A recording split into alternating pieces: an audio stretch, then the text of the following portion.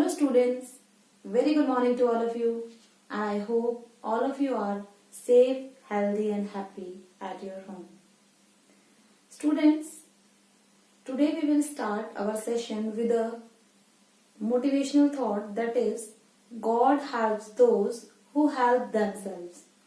भगवान भी उन्हीं की मदद करते हैं जो अपनी मदद खुद करते हैं. मीन्स जब हम खुद मेहनत करेंगे, हार्डवर्क करेंगे, तभी हमें उसका रिजल्ट मिलेगा.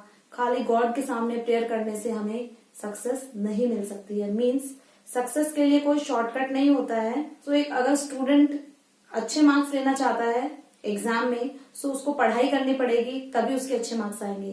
खाली पढ़ाई ना करके वो पेपर दे आया और उसके बाद में गॉड से प्रेयर कर रहा है कि अच्छे मार्क्स आ जाएं, तो that is impossible. Believe in your self, do hard work, so you will be successful in your future. So let's start today's class.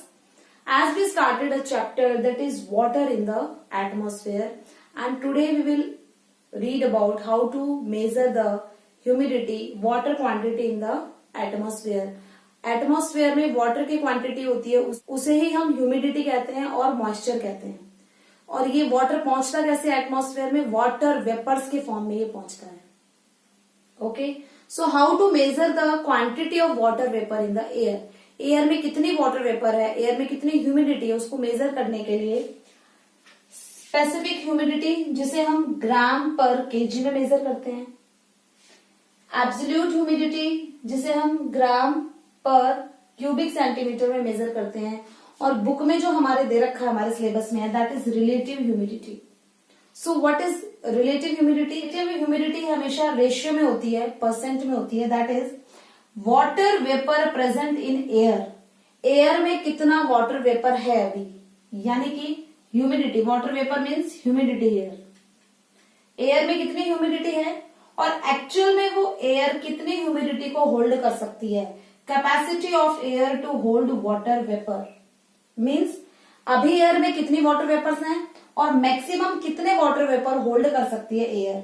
उनका ratio into 100 we get the relative humidity. So understand this with the help of example, that is temperature 10 degrees Celsius. If we have the temperature 10 degrees Celsius, humidity is 5 gram and the capacity to hold the water vapor is 10 gram. So water vapor present in air, humidity की बात करें तो humidity अभी कितनी है? 5 है. कितनी hold कर सकती है? 10 ग्राम तक.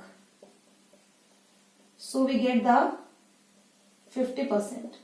So relative humidity is here 50%. मतलब एयर में 50% रिलेटिव ह्यूमिडिटी है. अभी 50% है, उसकी और स्पेस है, मतलब 50% वाटर वेपर अभी इसमें और आ सकता है. So this is how we calculate the relative humidity. So what are the factors on which the relative humidity depend upon? किस पर डिपेंड होती है relative humidity? Quantity of water vapour. जितना क्वांटिटी वाटर वेपर की ज्यादा होगी उतनी ही ज्यादा रिलेटिव ह्यूमिडिटी होगी. मींस जब वाटर वेपर कम है तो रिलेटिव ह्यूमिडिटी कम है, जब वाटर वेपर ज्यादा है तो रिलेटिव ह्यूमिडिटी भी ज्यादा है. तो ये डायरेक्टली लिंक करती है वाटर वेपर से. Next is temperature of air.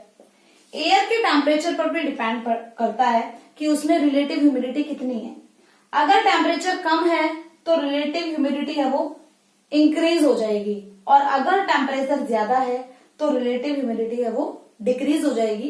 So we can say that relative humidity is indirectly proportional to temperature. मतलब एक अपोजिट रिलेशन है इनमें कि टेम्परेचर रिलेटिव ह्यूमिडिटी, टेम्परेचर ज्यादा होने पर रिलेटिव ह्यूमिडिटी कम होगी और टेम्परेचर कम होने पर रिलेटिव ह्यूमिडिटी ज्यादा होगी. सो ये दोनों फैक्टर हैं कि क्वांटिटी कितनी है वाटर वेपर की एंड टेम्परेचर क्या है एयर का. रिलेटिव ह्यूमिडिटी है वो टेम्परेचर के इनडायरेक्टली प्रोपोर्शनल कैसे है, उसके लिए एक एग्जांपल देख लेते हैं.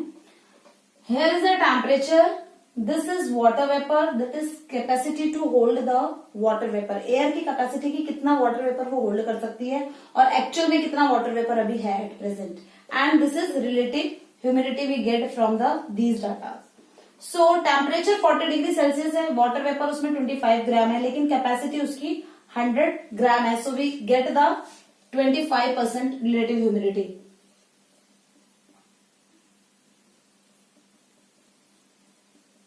25% relative humidity. Temperature 20 degree Celsius है, water vapour same 25 gram and capacity 50 gram. So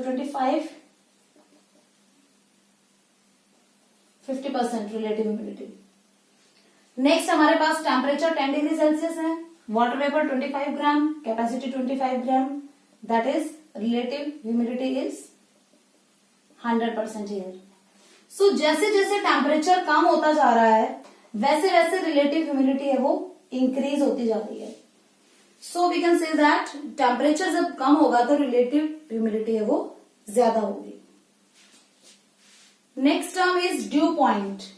due point is a temperature in which air holds 100% relative humidity.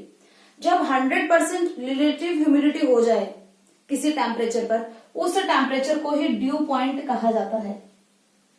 Means condensation of water vapour. Water vapour का condensation हो जाता है जब relative humidity 100% हो जाएगी।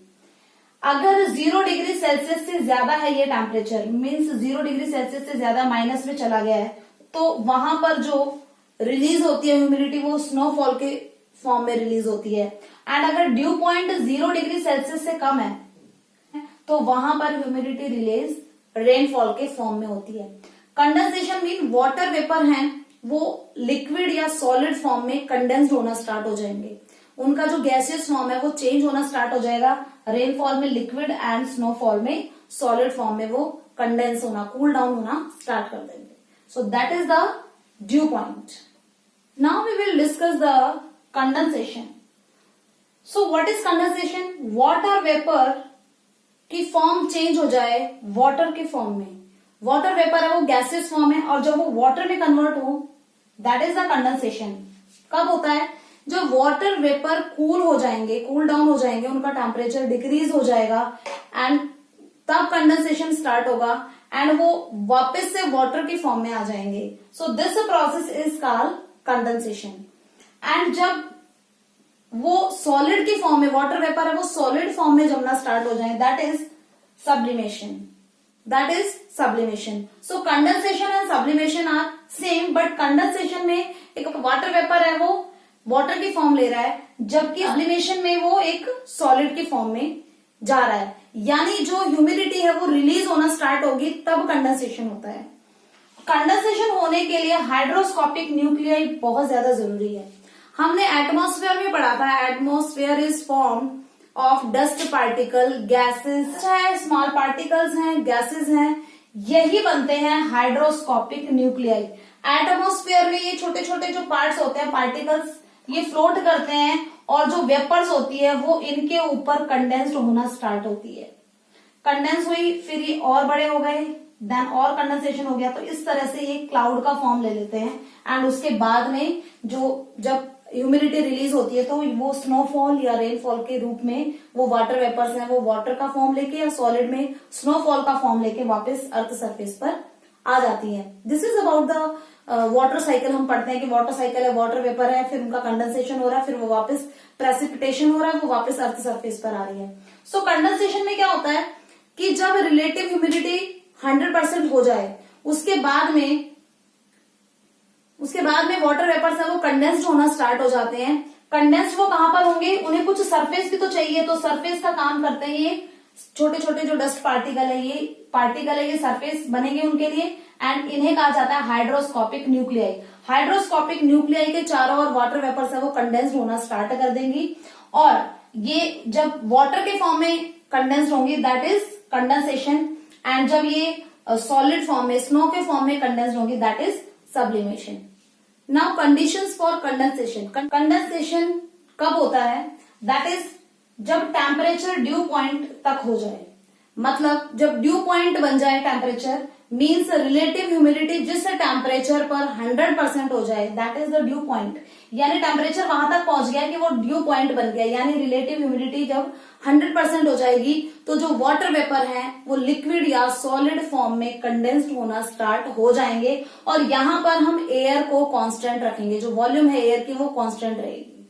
मतलब air की वॉल्यूम है वो कांस्टेंट है, उतनी ही एयर है, एक पर्टिकुलर एरिया है एयर का और वहां पर जितने वाटर वेपर हैं उनमें रिलेटिव ह्यूमिडिटी 100% हो गई है, मतलब एक एयर जितने वाटर वेपर्स को अपने पास में रख सकती है उतने वाटर वेपर उसके पास में आ गए हैं। अब इससे ज्यादा वाटर वेपर वो नहीं ले सकती है।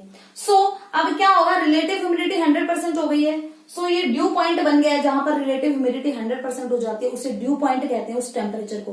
तो ड्यू पॉइंट के बाद में अब इन्हें एक सरफेस चाहिएगा और सरफेस का काम करेंगे डस्ट पार्टिकल, और ये वाटर वेपर है ये कंडेंस्ड होना स्टार्ट हो जाएंगे। Second condition, decrease the temperature.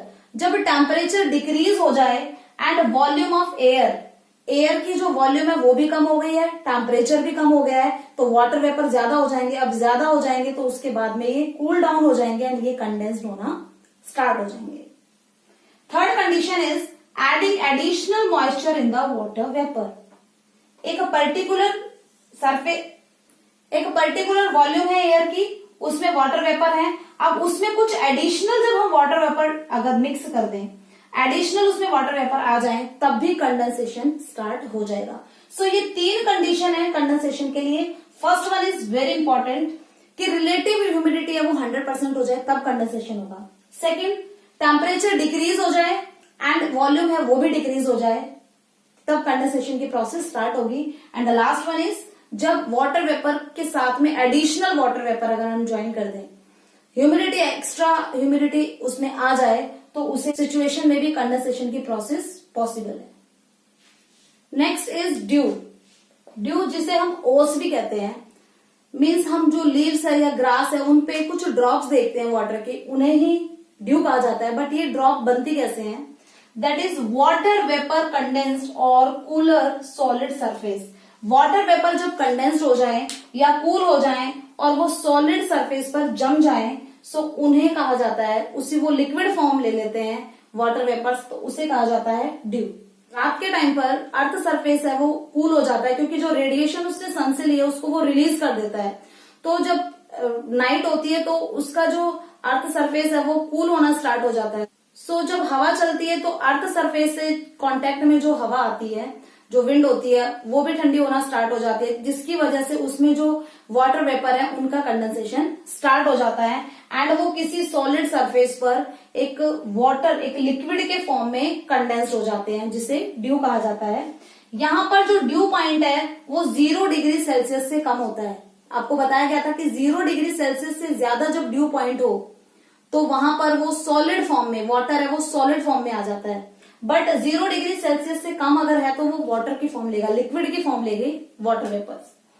अब आइडल कंडीशन क्या है, कब होती है? जो ड्यू होता है, कंडेंसेशन होता है, वाटर वेपर है वो वाटर में चेंज हो गए हैं, लिक्विड फॉर्म में चेंज हो गए हैं, उसके लिए लॉन्ग एंड कोल्ड नाइट है वो लॉन्ग होनी चाहिए एंड कोल्ड होनी चाहिए। काम एयर है वो काम होनी चाहिए, ज्यादा फास्ट ब्लोइंग विंड नहीं होनी चाहिए एंड रिलेटिव ह्यूमिडिटी है वो भी ज्यादा होनी चाहिए। मतलब एयर ने जितना वाटर वेपर्स को होल्ड कर रखा है वो कैपेसिटी उसकी ज्यादा होनी चाहिए, तभी वाटर वेपर है वो लिक्विड फॉर्म में कंडेंस्ड होना स्टार्ट होंगे। Okay, so students, these are some topics for today, that is condensation, relative humidity, dew point, hydroscopic nuclei we read, and sublimation. So I hope all of you understand that and revise this topic with the help of the given notes. I hope all of you understand them. So do your work on regular time. So complete your notebooks and do your revision work also. Best of luck for your studies. Stay at home, stay safe. Thank you.